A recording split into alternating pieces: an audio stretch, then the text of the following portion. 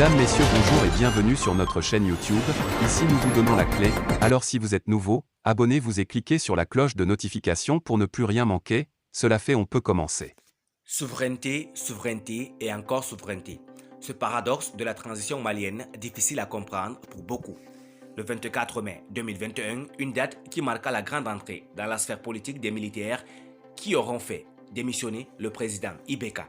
C'était à l'occasion d'un remaniement gouvernemental opéré par le colonel-major à la retraite Ba Ndao, qui semble-t-il voulait s'émanciper de l'influence des colonels.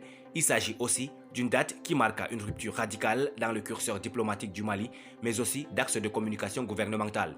Désormais, l'on ne jure que par la souveraineté retrouvée du Mali. Paradoxe lorsqu'on sait que le plus clair du territoire échappe au contrôle de l'État central, que des réfugiés maliens par milliers peinent à retourner dans leur localité d'origine et que l'armée, malgré les relatifs progrès enregistrés, peine encore à panser les plaies de plus de 2 décennies de déconstruction. Qu'est-ce qui a donc changé au plus haut sommet de l'État pour que les tenants actuels du pouvoir se voient pousser des ailes souverainistes? Les défis qui assaillent le Mali sont nombreux et pour les relever, une lutte de longue haleine devra être menée. En l'espace d'un peu plus d'un an, peut-on remettre sur selle un pays souffrant de tant d'agonie? Tout naturellement, la négative l'emporte. Selon toute vraisemblance, Bamako se serait trouvé un allié de poids capable de remplacer dignement, en tout cas à l'entendement de la transition, la France qui aura plié bagage.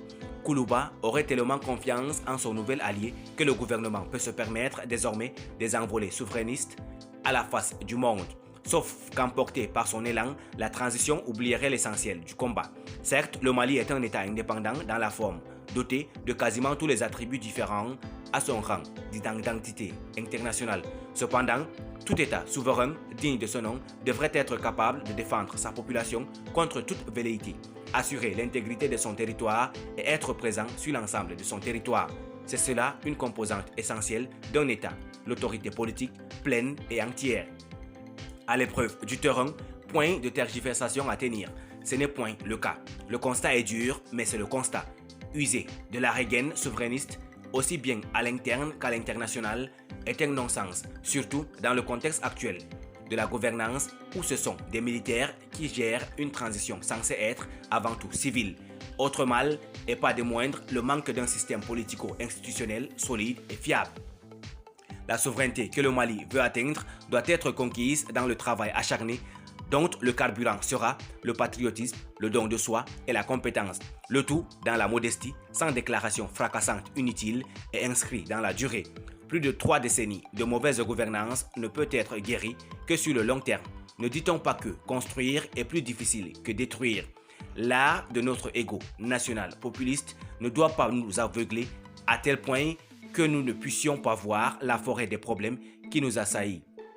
Un langage de vérité doit être tenu aux Maliens, celui qui place le citoyen au-delà. L'État face à ses responsabilités.